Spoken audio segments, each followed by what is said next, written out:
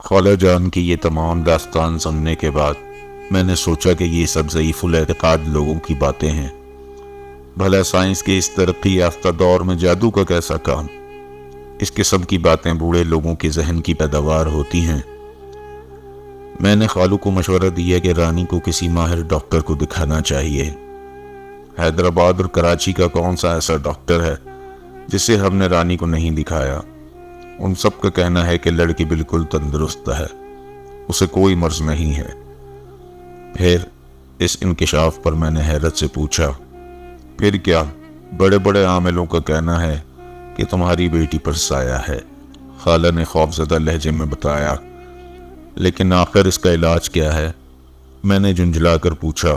اللہ کے کلام میں بڑی طاقت ہے بیٹا، خالہ نے بڑے تحمل سے کہا۔ اس سے بڑی کوئی طاقت نہیں ہے۔ ایک پیر صاحب نے فلیتے دیے ہیں، ان کی دھونی دے رہی ہے وہ، اللہ شفا دے۔ میں نے بات ختم کرنے کی خاطر کہا، کیونکہ اب اس معاملے میں بحث کرنا بیکار تھا۔ میں نے شاہد کو باہر چلنے کا اشارہ کیا اور خالہ کے گھر سے نکل آیا۔ خالہ کے گھر سے نکل کر ہم دونوں ایک ہوٹل میں آ کر بیٹھ گئے۔ در حقیقت میں اس مسئلے پر شاہد سے مزید گفتگو کرنا چاہتا تھا۔ ہم دونوں ایک میز کے گرد بیٹھے تھے۔ ہمارے سامنے میز پر گرم گرم چائے رکھی تھی۔ مجھے بتاؤ اصل قصہ کیا ہے؟ میں نے سلسلہ کلام شروع کرنے کی خاطر شاہد سے پوچھا۔ امی نے تمہیں ساری بات تو بتا دی، شاہد نے مختصر سے جواب دیا، لیکن مجھے یقین نہیں آتا۔ ممکن ہے یہ ہسٹیریا کے دورے ہوں۔ شروع میں والد صاحب کا بھی یہی خیال تھا۔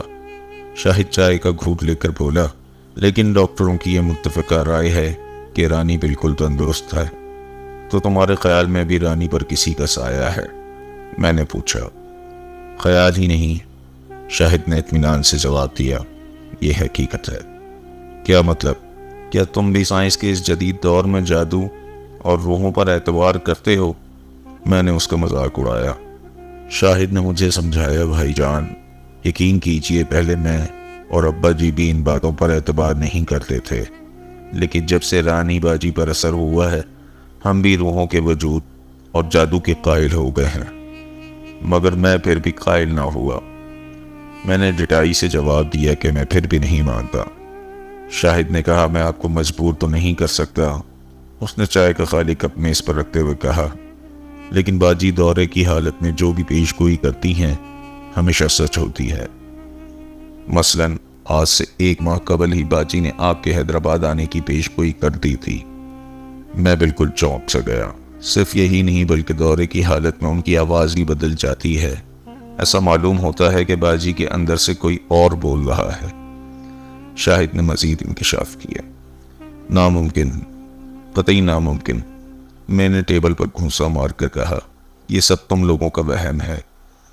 یہ سن کر وہ بیچارگی سے میرا منہ تکنے لگا۔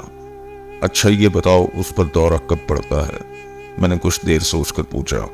اس کا کوئی دن مقرر نہیں ہے، کسی بھی دن پڑ سکتا ہے۔ ویسے تقریباً 4 ماہ سے دورہ شام ہی کو پڑتا ہے، اس نے بتایا۔ ٹھیک ہے، میں ہر روز شام کو تمہارے گھر آیا کروں گا، میں نے فیصلہ کن لہجے میں کہا۔ میں رانی کو دورے کی حالت میں دیکھنا چاہتا ہوں۔ اس گفتگو کے بعد ہم دونوں ہوٹل سے نکل کر اپنے اپنے گھروں کو چل دیے۔ گھر آ کر میں نے رانی کے بارے میں سوچنا شروع کر دیا۔ رانی کے بارے میں خالہ اور شاہد نے جو باتیں بتائی تھیں وہ نہایت ہی حیران کن تھیں، لیکن میرا دماغ کسی بھی طرح سے اسے تسلیم کرنے کو تیار نہ تھا۔ جادو، سایہ، روح، یہ سب میری سمجھ سے باہر تھے۔ میں ان باتوں پر جتنا بھی غور کرتا الجھتا ہی چلا جاتا۔ اس ترقی یافتہ دور میں جب کہ انسان نے خلا کی وسعتوں میں قدم رکھ دیا ہے، یہ باتیں فضول سی نظر آتی تھیں۔ سائنسی ٹیکنالوجی نے اتنی ترقی کر لی ہے کہ عقل انسانی خود حیران ہے، پھر بھلا یہ کیسا ممکن ہے کہ انسان ابھی تک توہمات کے چکروں میں پڑا رہے؟ خالہ اور شاہد نے مجھے جو کچھ بتایا تھا میں اس کی مادی توجیہ تلاش کرتا رہا۔ جب میری سمجھ میں کچھ بھی نہ آیا تو یہ فیصلہ کر کے سو گیا کہ ممکن ہے رانی کے دوروں کا عینی مشاہدہ کر کے کسی نتیجے پر پہنچ سکوں۔ اس دن کے بعد سے میں ہر روز شام کو خالہ کے گھر جانے لگا۔ اس دوران میں نے رانی میں صرف ایک تبدیلی دیکھی، وہ اکثر دن ڈھلے اپنے کمرے میں چلی جاتی۔ کمرے کے دروازے ہمیشہ کھلے رہتے، رانی اپنی مسیری پر لیٹ کر گھنٹوں چھت کو تکتی رہتی۔ اس دوران خالہ اس کے کمرے میں فلیتا جلا دیتی۔ رانی اسی طرح چھت کو تکتے تکتے سو جاتی۔ پھر تھوڑی دیر بعد ہی شاید یا خالہ اسے آواز دیتے اور وہ اٹھ بیٹھتی، پھر باہر آ کر گھر کے کاموں میں مصروف ہو جاتی۔ خالہ کا خیال تھا کہ پیر صاحب کے فلیتوں کا یہ کمال ہے کہ روح ابھی تک تو رانی پر قابض نہیں ہو سکی، ورنہ ہفتے میں ایک بار تو اسے دورہ پڑ ہی جانا چاہیے تھا۔ اسی طرح 2 ہفتے سے زیادہ دن گزر گئے۔ پھر ایک دن جب کہ سورج نے مغرب کی سمت شفق کی لال چادر میں اپنا منہ چھپایا، شاہد اور خالہ صحن میں بیٹھے چائے پی رہے تھے اور رانی حسب معمول اپنے کمرے مسیری پر لیٹی چھت کو تک رہی تھی۔ اسے ہمارے پاس سے گئے کافی دیر ہو چکی تھی۔ جو وقت گزرتا جا رہا تھا، خالہ کے چہرے پر فکر مندی کے آثار نمایاں ہوتے جا رہے تھے۔ وہ بظاہر ہم سے باتیں کر رہی تھیں، لیکن ان کی ساری توجہ رانی کی جانب تھی۔ اس دن میری طبیعت میں بھی کچھ ہچان سا تھا۔ میں نے صرف آسیب زدہ لوگوں کے بارے میں سن رکھا تھا، خود کبھی دیکھنے کا اتفاق نہیں ہوا تھا۔ سچی بات یہ ہے کہ میں اس قسم کی حرکتوں کو محض دماغی فطور سمجھتا تھا۔